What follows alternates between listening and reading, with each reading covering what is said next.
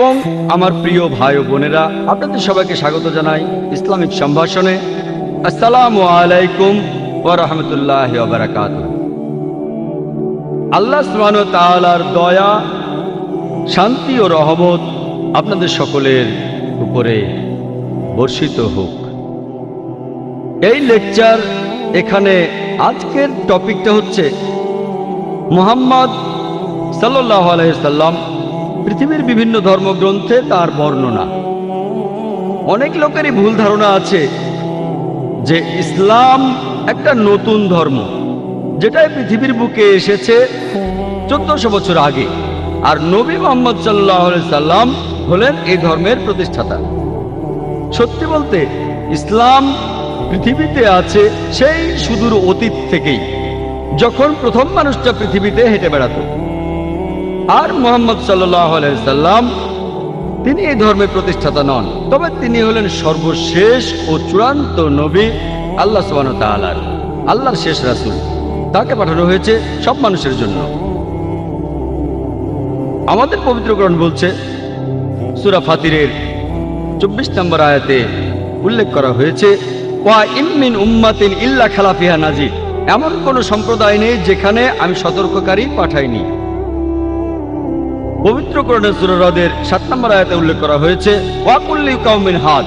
প্রত্যেক সম্প্রদায়ের জন্য আমি পথপ্রদর্শক পাঠিয়েছি। নাম ধরে পবিত্র কোরআনে আল্লাহ তাআলার 25 জন নবীর নাম আছে। যেমন ধরেন আদম, নূহ, ইব্রাহিম, মুসা, যিশু, মুহাম্মদ, তারা সকলেই শান্তিতে থাকুন। পবিত্র কোরআনে আল্লাহ সুবহানাহু ওয়া তাআলার 25 জন নবীর নাম উল্লেখ করা আছে। তবে আল্লাহ তাআলা কোরআনে আরো বলেছেন, সূরা নিসার 164 নম্বর আয়াতে উল্লেখ করা হয়েছে। এছাড়াও সূরা গাফিরের 78 নম্বর আয়াতে উল্লেখ করা হয়েছে, আমি আগে তোমাকে বলেছি কিছু নবীদের কথা, কিছু রাসূলদের কথা, বাকিদের কথা বলিনি। তার মানে পবিত্র কোরআনে সব নবী রাসূলের নাম উল্লেখ করা নেই।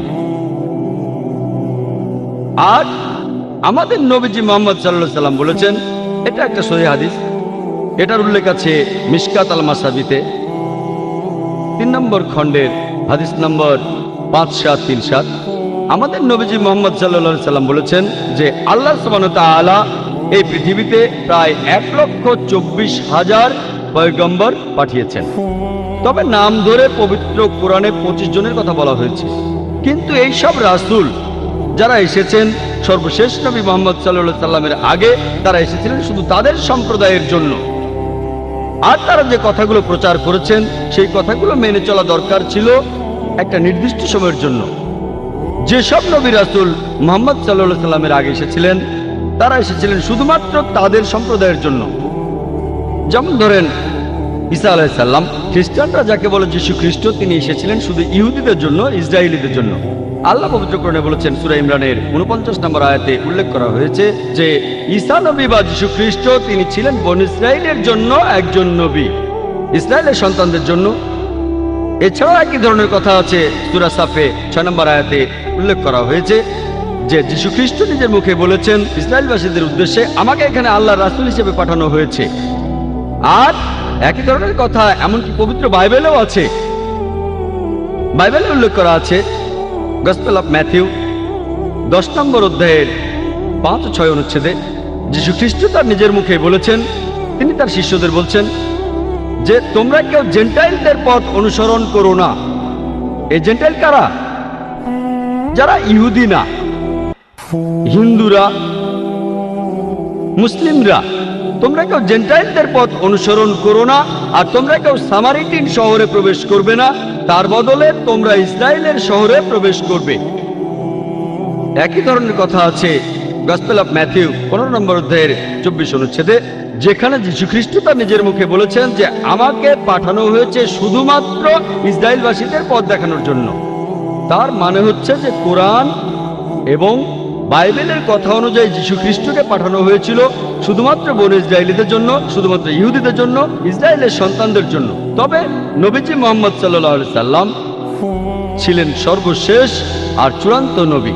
লেকচারের শুরুতেই আমি পবিত্র কোরআনের একটা আয়াত বলেছিলাম, সূরা আহজাবের 40 নম্বর আয়াতে উল্লেখ করা হয়েছে, বলা হয়েছে মা কানা মুহাম্মাদুন আবা আহাদিম মির রিজালিকুম ওয়ালাকি রাসূলুল্লাহ ওয়া খাতামুন নাবিয়্যিন ওয়া কানা আল্লাহু বিকুল্লি শাইইন আলিমা।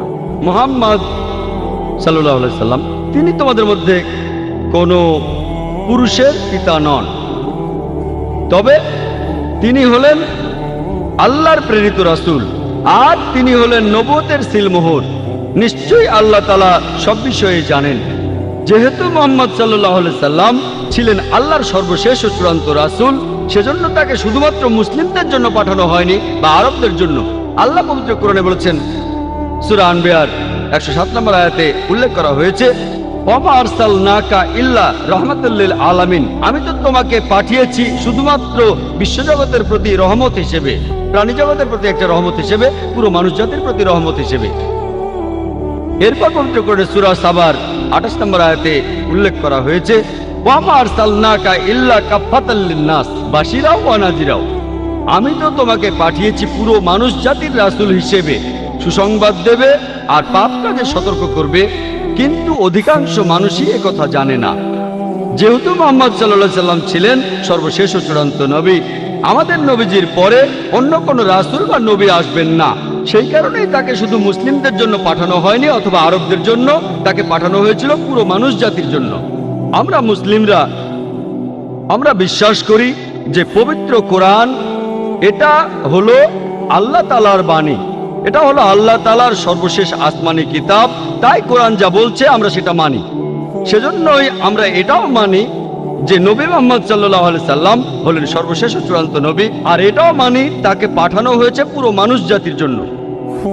তবে বেশিরভাগ অমুসলিম, সাধারণভাবে সব অমুসলিমই, তারা বিশ্বাস করে না যে কোরআন এটা আল্লাহর বাণী, আর সে কারণে তারা মানতে চায় না যে নবী মুহাম্মদ সাল্লাল্লাহু আলাইহি সাল্লাম হলেন আল্লাহর সর্বশেষ ও চূড়ান্ত নবী। তিনি এসেছেন পুরো মানুষ জাতির জন্য।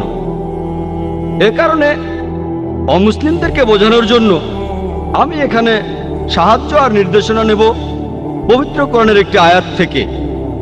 আর আমার মতে এই আয়াতটাতে আছে দাওয়ার চাবিকাঠি, অমুসলিমদেরকে বোঝানোর মূল মন্ত্র।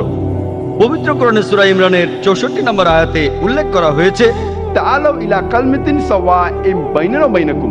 এসো সেই কথায় যাহা আমাদের এবং তোমাদের মধ্যে এক।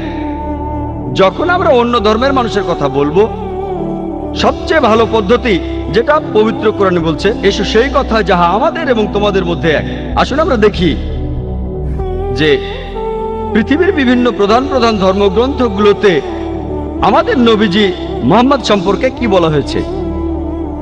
তাহলে এই অমুসলিমরা যদি বিশ্বাস করে এই ধর্মগ্রন্থগুলো যেটা তাদের ধর্মের, যদি সেই ধর্মগ্রন্থে উল্লেখ থাকে, যদি তারা মনে করে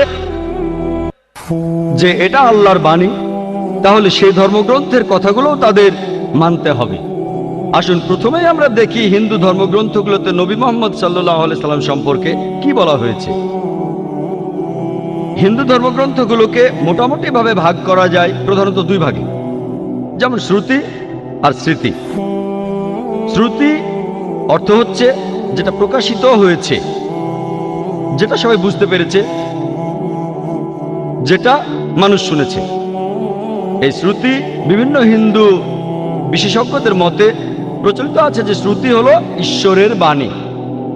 এটাও প্রধানত দুই ভাগে বিভক্ত, বেদ ও উপনিষদ। বেদ এই সংস্কৃত শব্দটা এসেছে বিদ থেকে, যার অর্থ হচ্ছে মানুষের জ্ঞান। আর বেদ প্রধানত চার প্রকার: ঋগ্বেদ, যজুর্বেদ, সামবেদ ও অথর্ববেদ। যদিও এই বেদগুলো ঠিক কোন সময় থেকে পৃথিবীতে আছে সেটা কেউই জানে না, তবে স্বামী দয়ানন্দ সরস্বতীর কথা অনুযায়ী, যিনি হলেন আর্য সমাজের প্রতিষ্ঠাতা, তিনি বলেছেন যে এই বেদগুলো আসলে এগুলোর বয়স হচ্ছে 131 কোটি বছর। তবে এই বিশেষজ্ঞদের বেশিরভাগই তারা বলেন বেদের বয়স আনুমানিক 4000 বছর। পৃথিবীর কোন অংশে এই বেদ প্রথম এসেছিল সেটা আমরা কেউ জানি না, কার উপরে এটা নাজিল হয়েছিল সেটাও আমরা জানি না। যদিও এই সব ব্যাপারগুলো পরিষ্কার নয়, তারপরও হিন্দুরা মনে করে যে এটাই আল্লাহর বাণী, এটাই হলো সবচেয়ে বিশুদ্ধ আর পবিত্র ধর্মগ্রন্থ যাবতীয় হিন্দু ধর্মগ্রন্থগুলোর মধ্যে। আসুন প্রথমেই আমরা দেখি হিন্দু ধর্মগ্রন্থগুলোতে নবী মুহাম্মদ সাল্লাল্লাহু আলাইহি সাল্লাম সম্পর্কে কি বলা হয়েছে। হিন্দু ধর্মগ্রন্থগুলোকে মোটামুটি ভাবে ভাগ করা যায় প্রধানত দুই ভাগে, যেমন শ্রুতি আর স্মৃতি। শ্রুতি অর্থ হচ্ছে যেটা প্রকাশিত হয়েছে, যেটা সবাই বুঝতে পেরেছে, যেটা মানুষ শুনেছে। এই শ্রুতি বিভিন্ন হিন্দু বিশেষজ্ঞদের মতে প্রচলিত আছে যে শ্রুতি হলো ঈশ্বরের বাণী। এটাও প্রধানত দুই ভাগে বিভক্ত, বেদ ও উপনিষদ। বেদ এই সংস্কৃত শব্দটা এসেছে বিদ থেকে, যার অর্থ হচ্ছে মানুষের জ্ঞান। আর বেদ প্রধানত চার প্রকার: ঋগ্বেদ, যজুর্বেদ, সামবেদ ও অথর্ববেদ।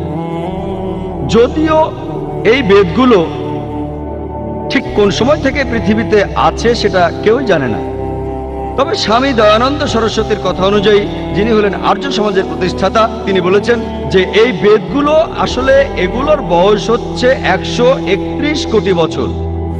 তবে এই বিশেষজ্ঞদের বেশিরভাগই তারা বলেন বেদের বয়স আনুমানিক 4000 বছর।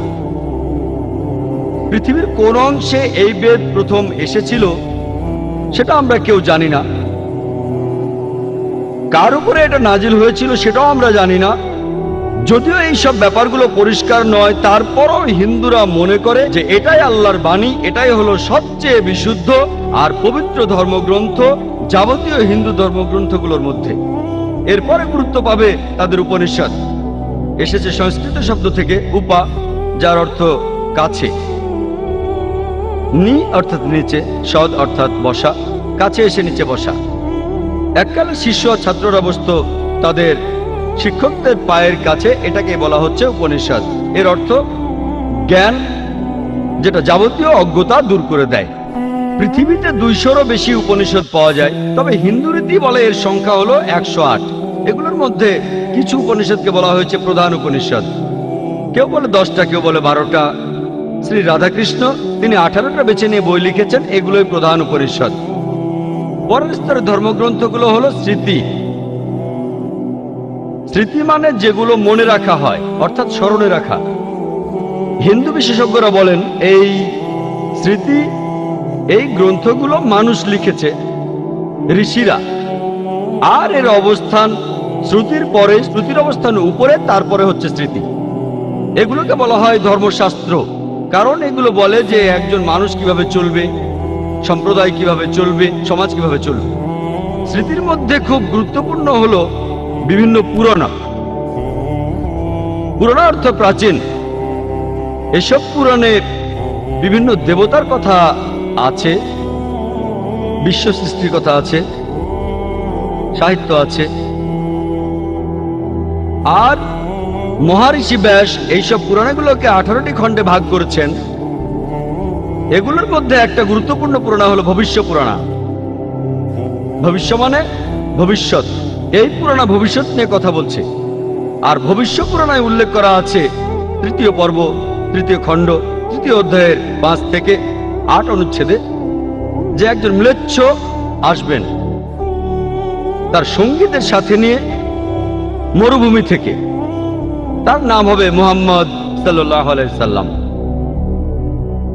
রাজা ভোজ এই দেবতুল্য মানুষকে স্নান করিয়ে পবিত্র করবেন আর তাকে স্বাগত জানাবেন সম্মানের সাথে, তার সাথে কথা বলবেন শ্রদ্ধার সাথে, আর বলবেন, হে মানুষ জাতির গর্ব, আপনি শয়তানকে হারানোর জন্য একটা বিশাল বাহিনী বানিয়েছেন। এই কথাটা ভবিষ্য পুরাণ 3য় পর্ব, 3য় খণ্ড, 3য় অধ্যায়ের 5 থেকে 8 অনুচ্ছেদে আছে। এখানে বলা হয়েছে একজন ম্লেচ্ছ আসবেন। ম্লেচ্ছ এই সংস্কৃত শব্দটার অর্থ একজন বিদেশি। তিনি আসবেন তার সঙ্গীদের সাথে নিয়ে। সাহাবাদের কথা বলা হচ্ছে। আসবেন মরুস্থল থেকে। সংস্কৃত মরুস্থল শব্দটার মানে বালিময় স্থান বা মরুভূমি। তার নাম হবে মুহাম্মদ সাল্লাল্লাহু আলাইহি সাল্লাম। রাজা ভোজ এই বিদেশির সাথে কথা বলবেন শ্রদ্ধার সাথে আর বলবেন, হে মানুষ জাতির গর্ব, আপনারা জানেন যে মুহাম্মদ সাল্লাল্লাহু আলাইহি সাল্লাম তিনি মানুষ জাতির গর্ব। আল্লাহ পবিত্র কোরআনে বলেছেন, সূরা কালামের 4 নম্বর আয়াতে উল্লেখ করা হয়েছে, নিশ্চয়ই তুমি সবচেয়ে মহান চরিত্রে অধিষ্ঠিত। পবিত্র কোরআনে সূরা আহজাবের 21 নম্বর আয়াতে উল্লেখ করা হয়েছে, নিশ্চয়ই আল্লাহর রাসূল মুহাম্মদ সাল্লাল্লাহু আলাইহি সাল্লাম, তার মধ্যে তোমাদের জন্য উত্তম আদর্শ রয়েছে। কুরআন আরো বলছে যে সেই লোক তার বাহিনী নিয়ে শয়তানের বিরুদ্ধে যুদ্ধ করবে। আমরা জানি আমাদের প্রিয় নবীজি এই কাজটা করেছিলেন। এই ভবিষ্যৎবাণী একেবারে স্পষ্ট করেই বলছে মুহাম্মদ সাল্লাল্লাহু আলাইহি সাল্লামের কথা। কিছু মানুষ বলতে পারে এখানে যে ভোজ রাজার কথা বলা আছে তিনি ছিলেন 11 শতাব্দীতে, মুহাম্মদ সাল্লাল্লাহু আলাইহি ওয়াসাল্লামের জন্মেরও 500 বছর পরে। আর এই ভোজ রাজা ছিলেন রাজা শিলাবাহন এর 10ম বংশধর। এই মানুষগুলো এটা বুঝতে পারে না যে মিশরের সম্রাটদের পদবীর মতো তারা রাজাদের টাইটেল দিত ফারাও। অতীতে অনেক ফারাও ছিল, মাত্র একজন ফারাও ছিল না। তারপরে দেখেন রোমের সম্রাটদের তাদের পদবী ছিল সিজার। সিজার একজন ছিল না, অনেক সিজার ছিলেন। একইভাবে ইন্ডিয়ার রাজা, তাদের টাইটেল ছিল ভোজ। তাহলে ভোজ নামে একজন রাজা ছিলেন না, অনেক রাজাই ছিলেন। এই ভোজ রাজা ইনি কিন্তু 11 শতাব্দীর ভোজ রাজা নন, ইনি তারও অনেক আগে রাজত্ব করেছিলেন। এরপর ভবিষ্য পুরাণে বলা হয়েছে, 3য় পর্ব 3য় খণ্ড 3য় অধ্যায়ের 10 থেকে 27 অনুচ্ছেদে আছে, ম্লেচ্ছদের বসবাসের স্থান নষ্ট হয়ে গেছে। এখানে যে শত্রুরা আগে রাজত্ব করত, এখন সেখানে এসেছে আরো শক্তিশালী শত্রু। আমি একজন মানুষকে পাঠাবো যার নাম হবে মুহাম্মদ সাল্লাল্লাহু আলাইহি সাল্লাম। মানুষকে পরিচালিত করবেন সরল পথে।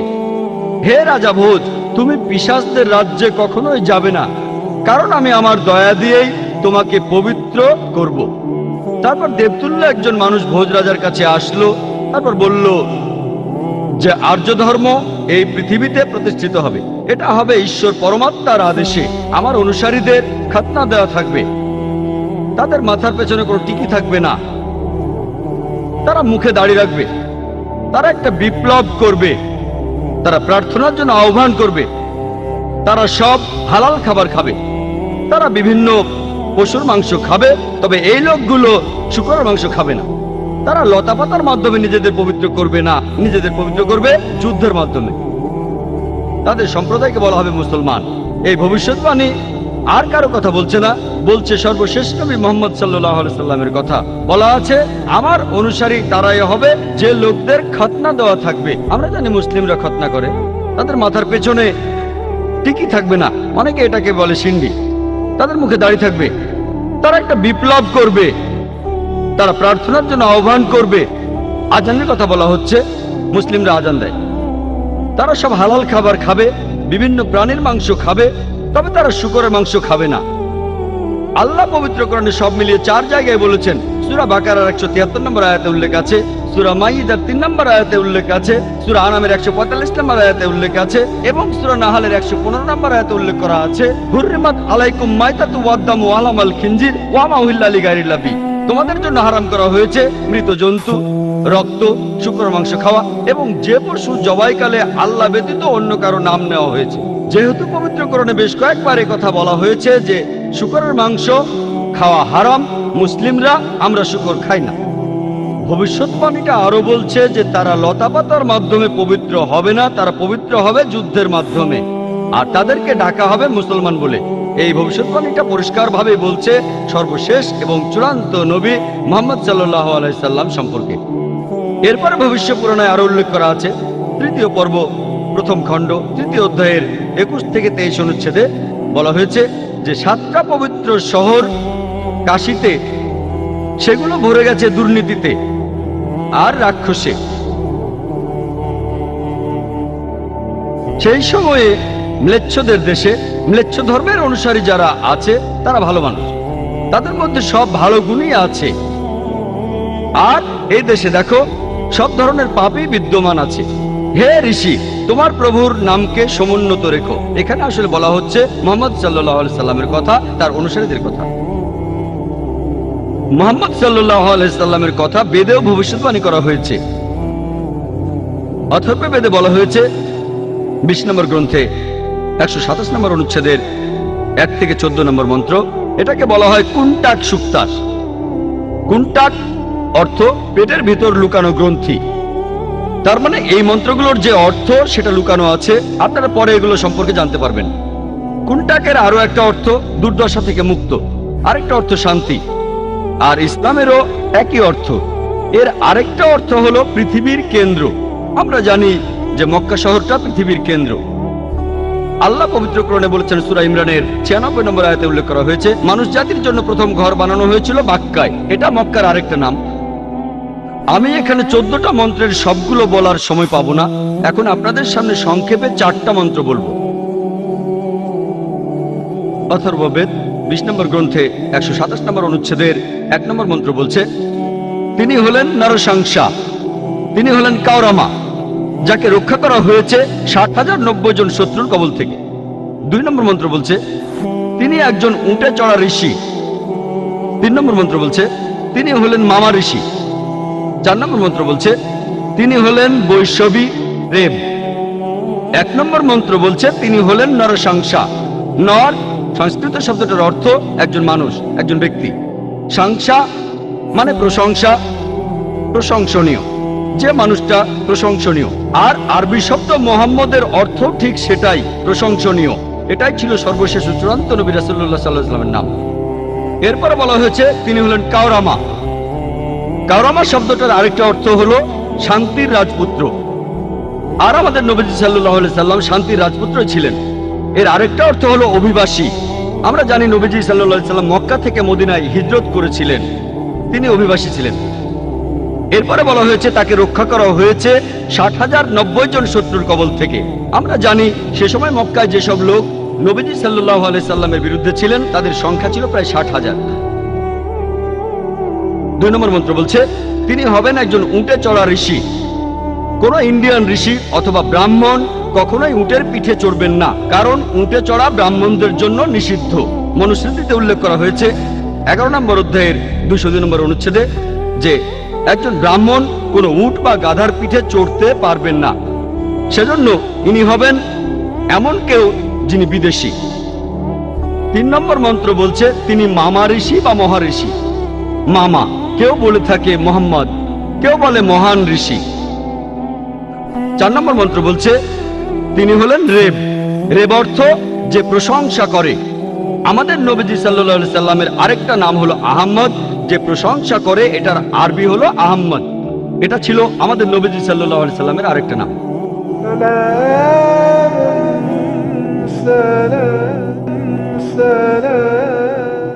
অথর্ববেদে মুহাম্মদ সাল্লাল্লাহু আলাইহি সাল্লাম সম্পর্কে আরো ভবিষ্যৎবাণী আছে। 20 নম্বর গ্রন্থে 21 নম্বর অনুচ্ছেদের 6 নম্বর মন্ত্র বলা হয়েছে, এখানে আহজাবের যুদ্ধের কথা বলা হয়েছে। আহজাবের যুদ্ধ এখানে বলা হয়েছে যে এই ঋষিকে রক্ষা করা হবে 10,000 শত্রুর কবল থেকে, আর তিনি এই যুদ্ধে বিজয়ী হবেন লড়াই না করেই। তিনি একজন কারু। এখন সংস্কৃত শব্দ কারু অর্থাৎ যে ব্যক্তি প্রশংসা করে। আরবি করলে যেটা হবে আহম্মদ, যেটা আমাদের নবীজির আরেকটা নাম। বলা হয়েছে তিনি লড়াই না করেই এই যুদ্ধে জিতবেন, অর্থাৎ আহজাবের যুদ্ধের কথা, যেখানে লড়াই না করেই মুসলিমরা জিতেছিল। আমরা জানি যে সেই যুদ্ধে শত্রুপক্ষের লোকজন ছিল প্রায় 10,000। এরপর আরো আছে অথর্ববেদে 20 নম্বর গ্রন্থ 21 নম্বর অনুচ্ছেদের 7 নম্বর মন্ত্র যে মহান ঈশ্বর ক্ষমতাচ্যুত করবেন 20 জন রাজাকে, আর তিনি রক্ষা করবেন আবান্দুকে 60,090 জন শত্রুর কবল থেকে। সংস্কৃত শব্দ আবান্দু অর্থ হলো এতিম। এই আবান্দু শব্দটার আরেকটা অর্থ হচ্ছে প্রশংসনীয়। আমাদের নবীজি সাল্লাল্লাহু আলাইহি সাল্লামের নাম মুহাম্মদ, এটার অর্থ হচ্ছে প্রশংসনীয়। তাহলে আবান্দু শব্দটার আরবি করলে হবে মুহাম্মদ সাল্লাল্লাহু আলাইহি সাল্লাম। বলা হয়েছে ঈশ্বর ক্ষমতাচ্যুত করবেন 20 জন রাজাকে। আর আমরা জানি যে তখনকার দিনে আনুমানিকভাবে মক্কাতে 20টা আলাদা গোত্র ছিল। মুহাম্মদ সাল্লাল্লাহু আলাইহি সাল্লাম সবাইকে জিতে নিয়েছিলেন। আর সে সময় যারা নবীজি সাল্লাল্লাহু আলাইহি সাল্লামের সাথে বিরোধিতা করেছিল তাদের সংখ্যা ছিল প্রায় 60,000। এই একই ভবিষ্যৎবাণীটা ঋগ্বেদেও করা হয়েছে 1 নম্বর গ্রন্থ 53 নম্বর অনুচ্ছেদের 9 নম্বর মন্ত্রে। তবে এখানে তাকে বলা হয়েছে যে সুশ্রামা। সুশ্রামা শব্দটার অর্থ যে ব্যক্তি প্রশংসনীয়, যেটা আমাদের নবীজির নামের অর্থ। নবীজির কথা ভবিষ্যৎবাণী করছে অগ্নি, 64 নম্বর মন্ত্র। এখানে বলা হয়েছে যে এই ঋষি, তিনি তার মায়ের দুধ পান করবেন না, তিনি মায়ের বুকের দুধ পান করবেন না। আমরা জানি যে নবীজি সাল্লাল্লাহু আলাইহি সাল্লাম তিনি মায়ের দুধ পান করেননি। আর বিবি হালিমা রাদিয়াল্লাহু আনহা, তিনি ছিলেন নবীজি সাল্লাল্লাহু আলাইহি সাল্লামের দাইমা। এছাড়াও নবীজি সাল্লাল্লাহু আলাইহি সাল্লামকে বলা হয়েছে আহমদ, যিনি প্রশংসা করেন। অনেক জায়গায় আছে, উত্তর চিকে আছে মন্ত্র নম্বর 1500। এরপর ইন্দ্র 2 নম্বর অধ্যায়ের 152 নম্বর মন্ত্রে, যজুর্বেদের 31 নম্বর অধ্যায়ের 18 নম্বর অনুচ্ছেদে, ঋগ্বেদে 8 নম্বর গ্রন্থ 6 নম্বর অনুচ্ছেদের 10 নম্বর মন্ত্রে, অথর্ববেদে 8 নম্বর গ্রন্থ 5 নম্বর অনুচ্ছেদের 16 নম্বর মন্ত্রে, অথর্ববেদে 20 নম্বর গ্রন্থ 126 নম্বর অনুচ্ছেদের 14 নম্বর মন্ত্রে আছে। নবীজি মুহাম্মদ সাল্লাল্লাহু আলাইহি সাল্লামকে আহমেদ বলে ডাকার পাশাপাশি অনেক জায়গায় তাকে আরেকটা নামে ডাকা হয়েছে, সেটা নরসাংসা।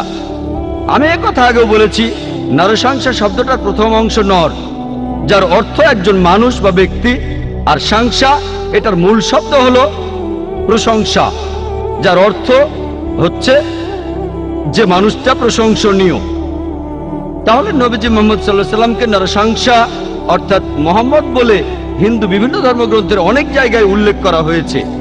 ঋগ্বেদে 1 নম্বর গ্রন্থ 13 নম্বর অনুচ্ছেদের 3 নম্বর মন্ত্রে, ঋগ্বেদের 1 নম্বর গ্রন্থ 18 নম্বর অনুচ্ছেদের 9 নম্বর মন্ত্রে, ঋগ্বেদের 1 নম্বর গ্রন্থ 106 নম্বর অনুচ্ছেদের 4 নম্বর মন্ত্রে, ঋগ্বেদে 1 নম্বর গ্রন্থ 142 নম্বর অনুচ্ছেদের 3 নম্বর মন্ত্রে, ঋগ্বেদে 2 নম্বর গ্রন্থ 3 নম্বর অনুচ্ছেদের 2 নম্বর মন্ত্রে, ঋগ্বেদে 5 নম্বর গ্রন্থ 5 নম্বর অনুচ্ছেদের 2 নম্বর মন্ত্রে, ঋগ্বেদে 7 নম্বর গ্রন্থ 2য় অনুচ্ছেদের 2য় মন্ত্রে, ঋগ্বেদে 10 নম্বর গ্রন্থ 64 নম্বর অনুচ্ছেদের 3 নম্বর মন্ত্রে, ঋগ্বেদে 10 নম্বর গ্রন্থ 182 নম্বর অনুচ্ছেদের 2 নম্বর মন্ত্রে, যজুর্বেদে 20 নম্বর অধ্যায়ের 37 অনুচ্ছেদে, যজুর্বেদে 20 নম্বর অধ্যায়ের 57 অনুচ্ছেদে, যজুর্বেদের 21 অধ্যায়ের 31 অনুচ্ছেদে, যজুর্বেদের 21 অধ্যায়ের 55 অনুচ্ছেদে, যজুর্বেদের 28 অধ্যায়ের 2 অনুচ্ছেদে, যজুর্বেদের 28 অধ্যায়ের 19 অনুচ্ছেদে, যজুর্বেদে 28 অধ্যায়ের 42 নম্বর অনুচ্ছেদে।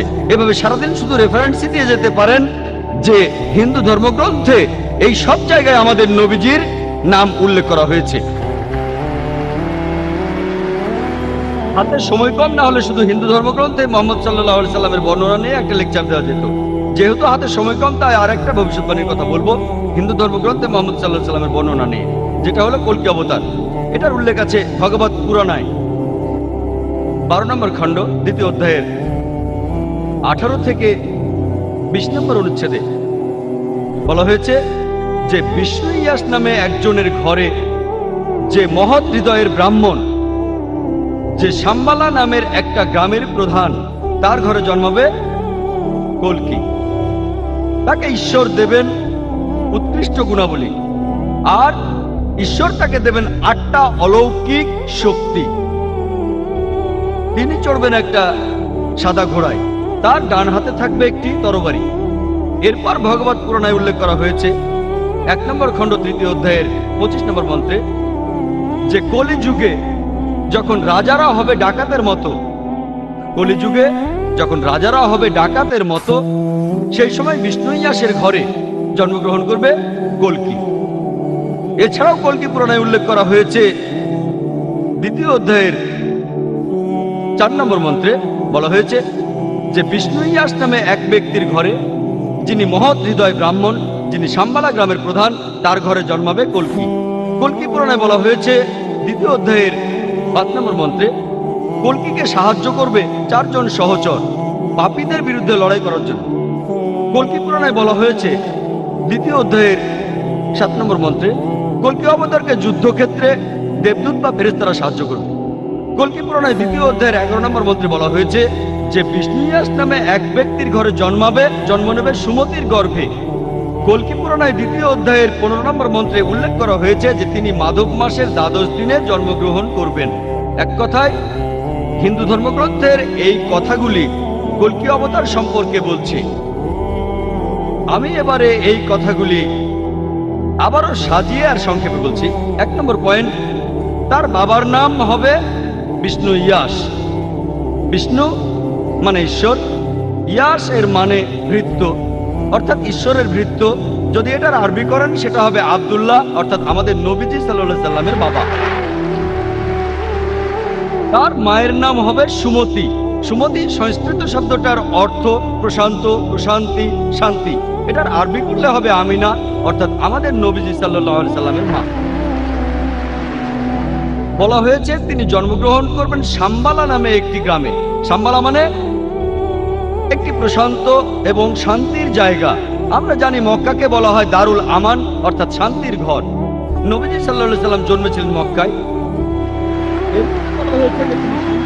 প্রধানের ঘরে জন্মগ্রহণ করবেন। আমরা জানি যে নবীজি মুহাম্মদ সাল্লাল্লাহু আলাইহি সাল্লাম মক্কার প্রধান ব্যক্তির ঘরে জন্মেছিলেন। এরপরে বলা হয়েছে তিনি মাধব মাসের দ্বাদশ দিনে জন্মাবেন। আমরা জানি যে মুহাম্মদ সাল্লাল্লাহু আলাইহি সাল্লাম রবিউল আউয়াল মাসের 12 তারিখে জন্মেছিলেন। আরো বলা হয়েছে যে তিনি হবেন শেষ ঋষি, শেষ নবী, অন্তিম ঋষি। আমরা জানি পবিত্র কোরআনে সূরা আহজাবের 40 নম্বর আয়াতে উল্লেখ করা হয়েছে, মা কানা মুহাম্মাদুন আবা আহাদিম মির রিজালিকুম ওয়ালাকিন রাসূলুল্লাহ ওয়া খাতামুন নবিয়্যিন ওয়া কানা আল্লাহু বিকুল্লি শাইইন আলিমা। মুহাম্মদ সাল্লাল্লাহু আলাইহি সাল্লাম তোমাদের মধ্যে কোনো পুরুষের পিতা নয়, তবে তিনি আল্লাহর প্রেরিত রাসূল এবং তিনি নবুয়তের সিলমোহর। নিশ্চয়ই আল্লাহ সব বিষয় সম্পর্কে জানেন। তাহলে কোরআন বলছে যে নবীজি সাল্লাল্লাহু আলাইহি সাল্লাম হলেন সর্বশেষ রাসূল। এরপরে বলা হয়েছে যে এই ঋষি, এই কল্কি অবতার, তিনি তার জ্ঞান পাবেন, আলোকপ্রাপ্ত হবেন প্রথমবার সেটা রাতের বেলায় একটা গুহার ভেতরে। তারপরে তিনি উত্তর দিকে রওনা দিয়ে ফিরে আসবেন। আমরা জানি মুহাম্মদ সাল্লাল্লাহু আলাইহি সাল্লাম প্রথম ওহী তিনি পেয়েছিলেন রাতের বেলায় হেরা গুহায় জবলে নূরে। আর পবিত্র কোরআনের সূরা দুখানে 2 ও 3 নম্বর আয়াতে উল্লেখ করা হয়েছে। এছাড়াও সূরা কদরের 1 নম্বর আয়াতে উল্লেখ করা হয়েছে, ইন্না আনজালনাহু ফি লাইলাতিল কদর, নিশ্চয়ই আমি অবতীর্ণ করেছি কোরআন এই মহামান্বিত রাতে। আমরা জানি মুহাম্মদ সাল্লাল্লাহু আলাইহি সাল্লাম মদিনায় হিজরত করেছিলেন, যেটা ছিল মক্কা শহরের উত্তর দিকে। আরো বলা হয়েছে যে ঈশ্বর তাকে দেবেন অতি উৎকৃষ্ট গুণাবলী। বলা হয়েছে যে তিনি 8টা অলৌকিক শক্তি পাবেন। এই 8টা অলৌকিক শক্তি হচ্ছে হিন্দু ধর্মগ্রন্থ অনুযায়ী জ্ঞান, আত্মসংযম, জ্ঞান বিতরণ, অভিজাত বংশ পরিচয়, সাহসিকতা, কম কথা বলা, মহানুভবতা এবং পরোপকারিতা। এই 8টা গুণের সবগুলোই আলহামদুলিল্লাহ সর্বশেষ ও চূড়ান্ত নবী মুহাম্মদ সাল্লাল্লাহু আলাইহি সাল্লামের ভেতরে দেখা যায়। তারপর বলা হয়েছে তিনি হবেন পৃথিবীর সব মানুষের পথপ্রদর্শক। আর পবিত্র কোরআনের সূরা সাবার 28 নম্বর আয়াতে উল্লেখ করা হয়েছে, ওমা আরসালনাকা ইল্লা কাফাতাল লিন-নাস বাশীরা ওয়া নাযীরা, আমি তো তোমাকে পাঠিয়েছি পুরো মানুষ জাতির দূত হিসেবে, সুসংবাদদাতা ও সতর্ককারী রূপে পাঠিয়েছি, তবে অধিকাংশ মানুষই কথাটা জানে না। এরপরে বলা হয়েছে যে কল্কি অবতার চড়বেন একটি সাদা ঘোড়ায়। আমরা জানি যে নবীজি মুহাম্মদ সাল্লাল্লাহু আলাইহি সাল্লাম বুরাকে চড়েছিলেন যখন মেরাজে গিয়েছিলেন। এরপরে আরো বলা হয়েছে যে তার হাতে থাকবে একটি তরবারি। আর আমরা জানি মুহাম্মদ সাল্লাল্লাহু আলাইহি সাল্লাম যুদ্ধে অংশ নিয়েছিলেন, আর বেশিরভাগই ছিল আত্মরক্ষার জন্য সরাসরি অংশ নিয়েছিলেন, তখন তার ডান হাতে তরবারি থাকতো। এরপর এখানে বলা হয়েছে যে তিনি অজ্ঞ লোকদের পরিচালিত করবেন সরল পথে। আমরা জানি যে মুহাম্মদ সাল্লাল্লাহু আলাইহি সাল্লাম আরবদের পথ দেখিয়েছিলেন। আরবের সেই সময়টাকে বলা হতো আয়ামে জাহেলিয়া, অর্থাৎ অজ্ঞতার যুগ। আর মুহাম্মদ সাল্লাল্লাহু আলাইহি সাল্লাম আল্লাহ তাআলার সাহায্য নিয়ে, কোরআনের সাহায্যে আরবদের নিয়ে এসেছিলেন অন্ধকার থেকে আলোতে। এরপর আরো বলা হচ্ছে তাকে সাহায্য করবে 4 জন সহচর। বলা হচ্ছে 4 জন সাহাবীর কথা, খুলাফায়ে রাশিদিন, হযরত আবু বকর, হযরত ওমর, হযরত ওসমান, হযরত আলী, আল্লাহ সবাইকে শান্তিতে রাখুন। তারপর বলা হয়েছে যে যুদ্ধক্ষেত্রে তাকে দেবদূত বা ফেরেশতারা সাহায্য করবে। আমরা জানি যে পবিত্র কোরআনের সূরা ইমরানের 123 থেকে 125 নম্বর আয়াতে উল্লেখ করা হয়েছে। এছাড়াও সূরা আনফালের 8 থেকে 9 নম্বর আয়াতে উল্লেখ করা হয়েছে যে ফেরেশতারা নবীজিকে সাহায্য করেছিল, সেটা ছিল বদরের যুদ্ধে। আর তাদের জন্য মুসলিমরা সেই যুদ্ধে জিতেছিল। এখানে আমি সংক্ষেপে বললাম কল্কি অবতার সম্পর্কে, যেটা হিন্দু ধর্মগ্রন্থে বলা হয়েছে।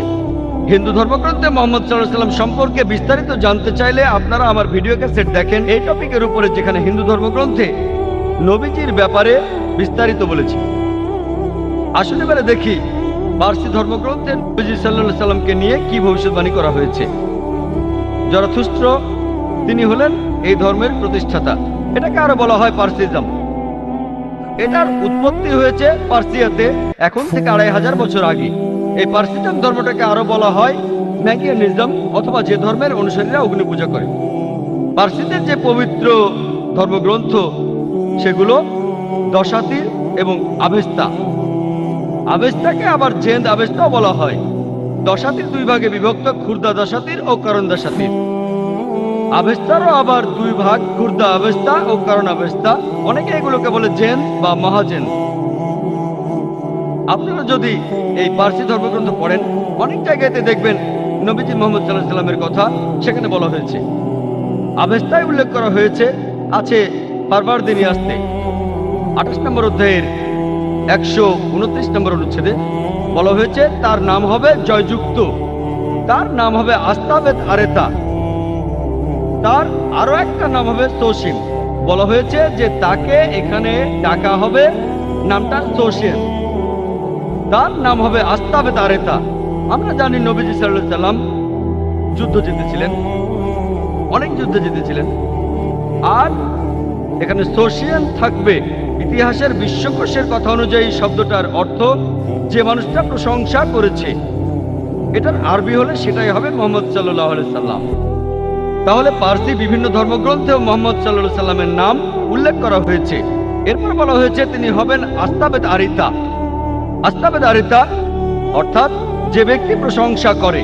এটা হলো নবীজি সাল্লাল্লাহু আলাইহি সাল্লামের আরেকটা নাম আহমদ। আহমদ শব্দটার অর্থ যে প্রশংসা করে। এরপর আরো আছে জেন্দাবেস্তার জামিয়াদি আসতে 16 নম্বর অধ্যায়ের 95 অনুচ্ছেদে যে তার বন্ধুরা চলে আসবে, অর্থাৎ আস্তাবেত আরিতার বন্ধুরা। তারা সেখানে শয়তানের বিরুদ্ধে যুদ্ধ করবে, তারা চিন্তা ভাবনা করবে, ভালো কথা বলবে, ভালো কাজ করবে, আর তাদের জিহ্বা কোনো মিথ্যা উচ্চারণ করবে না। এখানে নবীজির সাহাবীগণের কথা বলা হচ্ছে। এখানে তাকে বলা হয়েছে আস্তাবেত আরেতা, যার অর্থ যে প্রশংসা করে, মানে আহমদ সাল্লাল্লাহু আলাইহি সাল্লাম, যেটা নবীজির আরেকটা নাম। এখানে সাহাবীগণের কথা বলা হচ্ছে, অর্থাৎ নবীজির সহচরেরা। তারা ভালো মানুষ হবে, চিন্তা করে কাজ করবে, ভালো কথা বলবে, তারা সবাই ভালো কাজ করবে, তাদের জিহ্বা কোনো মিথ্যা উচ্চারণ করে না, অর্থাৎ তারা মিথ্যা কথা বলে না। আর আমরা জানি যে সাহাবীগণ মাশাআল্লাহ সত্যি কথাই বলতেন। এরপর দশাতীরেও নবীজি মুহাম্মদ সাল্লাল্লাহু আলাইহি ওয়াসাল্লাম সম্পর্কে ভবিষ্যৎবাণী করা হয়েছে। এটা হলো পার্সিদের আরেকটা ধর্মগ্রন্থ। দশাতীর মানে 10 আর তীর, অর্থাৎ যে বইটার 10টা অংশ আছে। এটা দস্তুর শব্দটার বহুবচন, আর দস্তুর মানে একটা ধর্মীয় আইন। তাহলে এই বইটাতে 10টা অংশ আছে আর ধর্মীয় আইন।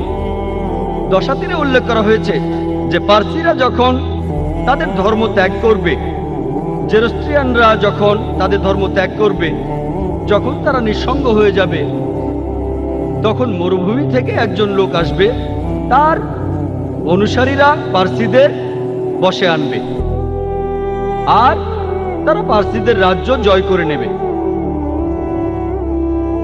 তারা মানুষ জাতির জন্য একটা অনুগ্রহ হবে। তারা তাদের মন্দিরের ভেতর আগুনের পূজা করবে না, তারা প্রার্থনা করবে ইব্রাহিমের ঈশ্বরের ঘরের দিকে মুখ করে। তারা কোনো মূর্তি পূজা করবে না। তারা হবে প্রভু এবং শাসক পার্সিয়ার। এছাড়াও তারা পার্সিয়ার অন্যান্য ধর্মীয় স্থানেও রাজত্ব করবে। আর তাদের নবী তিনি খুব যুক্তিবাদী হবেন আর অলৌকিক কাজ করবেন। এই ভবিষ্যৎবাণী আর কারো কথা বলছে না, বলছে আমাদের নবীজি মুহাম্মদ সাল্লাল্লাহু আলাইহি সাল্লামের কথা। এরপরে আরো আছে, এটা আছে বন্ধু হিসানে 30 নম্বর অধ্যায়ের 6 থেকে 27 নম্বর অনুচ্ছেদে যে সোসিয়ান হবেন শেষ নবী। সোসিয়ান এটা নিয়ে আগে বলেছি, বিশ্বকোষের কথা অনুযায়ী এটার অর্থ হলো প্রশংসনীয়, অর্থাৎ মুহাম্মদ সাল্লাল্লাহু আলাইহি সাল্লাম। আর এখানে বলা হয়েছে যে নবীজি মুহাম্মদ সাল্লাল্লাহু আলাইহি সাল্লাম হবেন শেষ নবী। এটা হলো সংক্ষেপে পার্সি ধর্মগ্রন্থগুলোতে আমাদের নবীজির বর্ণনা। আসুন দেখি বৌদ্ধ ধর্মগ্রন্থগুলোতে আমাদের নবীজি সম্পর্কে কি বলা হয়েছে। প্রায় সব বৌদ্ধ ধর্মগ্রন্থে আছে যে ভবিষ্যতে একজন মাইত্রী আসবেন। আর চিক্কমতি সিংহনাথ সুতান্তাতে বলা হয়েছে ডি 11176 বলা হয়েছে যে আরেকজন বুদ্ধ আসবেন, তার নাম মাইত্রী, যিনি পবিত্র, যিনি সবার উপরে, যিনি আলোকপ্রাপ্ত, যিনি খুব জ্ঞানী আর বিনয়ী, যিনি মঙ্গলজনক, যার রয়েছে বিশ্বজগতের জ্ঞান। তিনি অলৌকিকভাবে যে জ্ঞান আরোহণ করবেন সেটা পুরো পৃথিবীতে প্রচার করবেন। তিনি একটা ধর্ম প্রচার করবেন যে ধর্মটা শুরুতে গৌরবময় থাকবে, চরম সময়ে গৌরবময় থাকবে, আর শেষেও গৌরবময় থাকবে। তিনি একটা জীবন দর্শন প্রচার করবেন যেটা হবে সত্য এবং পুরোপুরি সঠিক। তার সাথে কয়েক হাজার সন্ন্যাসী থাকবে, যেখানে আমার সাথে কয়েকশো সন্ন্যাসী থাকে। এই কথাটা আরো বলা হয়েছে সেক্রেট বুক অব স্টে 35 নম্বর খণ্ডের 225 নম্বর পৃষ্ঠায়। একজন মাইত্রী আসবেন যার কিছু বিশেষ বৈশিষ্ট্য আর গুণ থাকবে। এরপরে বলা হয়েছে যে তিনি হাজার হাজার মানুষকে নেতৃত্ব দেবেন, যেখানে আমি নেতৃত্ব দিয়েছি কয়েকশো মানুষকে। এরপরে আরো আছে গসপেল অফ বুদ্ধায় 217 ও 218 নম্বর পৃষ্ঠায়, যে আনন্দ বুদ্ধকে প্রশ্ন করলেন যে হে আশীর্বাদ প্রাপ্ত, আপনি যখন চলে যাবেন কে আমাদের পথ দেখাবে? তখন গৌতম বুদ্ধ উত্তরে বললেন, আমি এই পৃথিবীর প্রথম বুদ্ধ নই, এমনকি শেষ বুদ্ধ আমি নই। ভবিষ্যতে আরেকজন বুদ্ধ পৃথিবীতে আসবেন, যিনি পবিত্র, যিনি সবার উপরে, যিনি আলোকপ্রাপ্ত, যিনি খুব জ্ঞানী আর বিনয়ী, যিনি মঙ্গলজনক, যার রয়েছে বিশ্বজগতের জ্ঞান। তিনি প্রচার করবেন একটা ভালো ধর্ম। তিনি যে ধর্ম প্রচার করবেন সেটা শুরুতে গৌরবময় থাকবে, চরম সময়ে গৌরবময় থাকবে, আর শেষেও গৌরবময় থাকবে। তিনি যে ধর্ম প্রচার করবেন তার ভিত্তি হবে সত্য, আর সেটাই হবে সঠিক জীবন দর্শন। আর তার থাকবে হাজার হাজার শিষ্য, যেখানে আমার ছিল মাত্র কয়েকশো শিষ্য। বুদ্ধের প্রধান শিষ্য আনন্দ তাকে প্রশ্ন করলেন, আমরা তাকে কিভাবে চিনব? বুদ্ধ উত্তর দিলেন, সেই লোকের নাম হবে মাইত্রী। মাইত্রী অর্থাৎ ক্ষমাশীল, স্নেহময়, দয়ালু, করুণাময়। এই শব্দটার আরবি করলে হবে রাহমা। আল্লাহ পবিত্র কোরআনে বলেছেন, সূরা আম্বিয়ার 107 নম্বর আয়াতে উল্লেখ করা হয়েছে, ওয়ামা আরসালনাকা ইল্লা রাহমাতুল লিল আলামিন। আমি তো তোমাকে পাঠিয়েছি শুধুমাত্র বিশ্বজগতের প্রতি রহমত হিসেবে, জীবজগতের প্রতি রহমত হিসেবে, পুরো মানুষ জাতির প্রতি রহমত হিসেবে। এই রাহমা শব্দটা আর এর সমার্থক শব্দ ক্ষমা, এটা কোরআনে আছে সব মিলিয়ে 409 বার। আর কোরআনের প্রত্যেক সূরা, শুধুমাত্র 9 নম্বর সূরা তওবা বাদে প্রত্যেক সূরার শুরুতেই আছে বিসমিল্লাহির রহমানির রহিম, দয়াময় পরম দয়ালু আল্লাহর নামে শুরু করছি। তাহলে বৌদ্ধ ধর্মগ্রন্থগুলোতে মাইত্রী নামে একজনের ভবিষ্যৎবাণী করা হয়েছে, যিনি আসলে আমাদের নবীজি সাল্লাল্লাহু আলাইহি সাল্লাম। বৌদ্ধ ধর্মগ্রন্থে নবীজি সম্পর্কে ভবিষ্যৎবাণী আরো অনেক আছে। আছে secret book of the stay 11 নম্বর খণ্ডের 36 নম্বর পৃষ্ঠায়, মহাপরিনির্বাণ সুত্তা 2 নম্বর অধ্যায়ের 32 নম্বর অনুচ্ছেদে বলা হয়েছে যে গৌতম বুদ্ধের ক্ষেত্রে তার কোনো প্রকাশ্য অথবা গুপ্ত শিক্ষা ছিল না। হে আনন্দ, তথাগতরা অথবা শিক্ষকরা মুঠোবন্ধ করে রাখবে না, জ্ঞানটা তোমাদের নিজের কাছে রেখে দেবে না, এটা প্রচার করতে হবে। আমরা জানি মুহাম্মদ সাল্লাল্লাহু আলাইহি সাল্লাম আল্লাহর কাছ থেকে ওহী হিসাবে যা পেয়েছিলেন সেটা সবার জন্য প্রচার করেছেন, আর সাহাবাগণকে বলেছেন এগুলো মানুষের কাছ থেকে লুকিয়ে রেখো না, মানুষের মাঝে এগুলো প্রচার করো। এই ভবিষ্যৎবাণীতে এটাই বলা হয়েছে, এখানে প্রকাশ্য বা গুপ্ত কিছুই নেই, সবকিছুই মানুষের মাঝে প্রচার করতে হবে। বৌদ্ধ ধর্মগ্রন্থে এরপরে আরো আছে secret book of the stay 11 নম্বর খণ্ডের 97 নম্বর পৃষ্ঠায়, মহাপরিনির্বাণ সুত্তা 5 নম্বর অধ্যায়ের 36 পৃষ্ঠায় বলা হয়েছে যে গৌতম বুদ্ধের যেমন এক পরিচারক ছিল, অর্থাৎ প্রধান শিষ্য আনন্দ, একইভাবে মাইত্রীরও এক পরিচারক থাকবে। ইতিহাস থেকে আমরা জানি, নবীজি সাল্লাল্লাহু আলাইহি সাল্লামের সিরাত থেকে, যে আমাদের নবীজির পরিচারক ছিলেন হযরত আনাস রাদিয়াল্লাহু আনহু। তিনি ছিলেন মালিকের পুত্র, আল্লাহ তাকে শান্তিতে রাখুন। আর হযরত আনাস রাদিয়াল্লাহু আনহু বলেছেন, আমার বাবা মা 8 বছর বয়সে আমাকে নবীজির হাতে তুলে দেন। তার মা নবীজিকে বলেছিলেন, হে আল্লাহর রাসূল, একে আপনার পরিচারক হিসেবে গ্রহণ করুন। আর হযরত আনাস রাদিয়াল্লাহু আনহু বলেছেন, যে নবীজি সাল্লাল্লাহু আলাইহি সাল্লাম তাকে দেখতেন নিজের ছেলের মতোই। আর আমরা জানি হযরত আনাস রাদিয়াল্লাহু আনহু সবসময় নবীজির সঙ্গে থাকতেন, শান্তির সময় থাকতেন, যুদ্ধের সময়ও থাকতেন, নিরাপত্তার সময় থাকতেন, বিপদের সময়ও থাকতেন। এভাবে আনন্দের সাথে তার তুলনা করা যায় যখন গৌতম বুদ্ধের দিকে একটা পাগলা হাতি তেড়ে আসলো, আনন্দ তখন বুদ্ধের সামনে গিয়ে দাঁড়িয়েছিলেন। আমরা জানি একইভাবে হযরত আনাস রাদিয়াল্লাহু আনহু উহুদের যুদ্ধের সময় তার বয়স 11 বছর। সেই যুদ্ধে যখন শত্রুরা নবীজিকে ঘিরে ফেললো, হযরত আনাস রাদিয়াল্লাহু আনহু নবীজির পাশে ছিলেন। এরপর হুনাইনের যুদ্ধে তার বয়স যখন 16 বছর, শত্রুপক্ষের তীরন্দাজরা নবীজিকে ঘিরে ফেললো, তখনও হযরত আনাস রাদিয়াল্লাহু আনহু নবীজির পাশে ছিলেন। এভাবে আনন্দের সাথে তাকে তুলনা করা যায় বুদ্ধের দিকে পাগলা হাতি তেড়ে এলে আনন্দ দাঁড়িয়েছিলেন বুদ্ধের সামনে গিয়ে। তাহলে এই ভবিষ্যৎবাণীটাও সত্য হয়েছে যে মাইত্রীর এক পরিচারক থাকবে।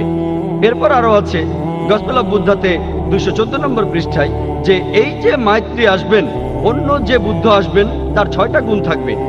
প্রথমটা হচ্ছে তিনি আলোকপ্রাপ্ত হবেন রাতের বেলায়। 2 নম্বর, আলোকপ্রাপ্ত হওয়ার পরে তিনি উজ্জ্বল হবেন। 3 নম্বর, তিনি স্বাভাবিকভাবে মারা যাবেন। 4 নম্বর, তিনি রাতের বেলায় মারা যাবেন। 5 নম্বর, মারা যাওয়ার সময় তিনি উজ্জ্বল হবেন। আর 6 নম্বর হচ্ছে তিনি মারা যাওয়ার পরে তাকে এই পৃথিবীতে আর কখনো সশরীরে দেখা যাবে না। এই 6টা গুণাবলী পাওয়া যায় শুধুমাত্র আমাদের নবীজি মুহাম্মদ সাল্লাল্লাহু আলাইহি সাল্লামের মধ্যেই। আমরা জানি যে নবীজি প্রথম ওহী তিনি পেয়েছিলেন রাতের বেলায়।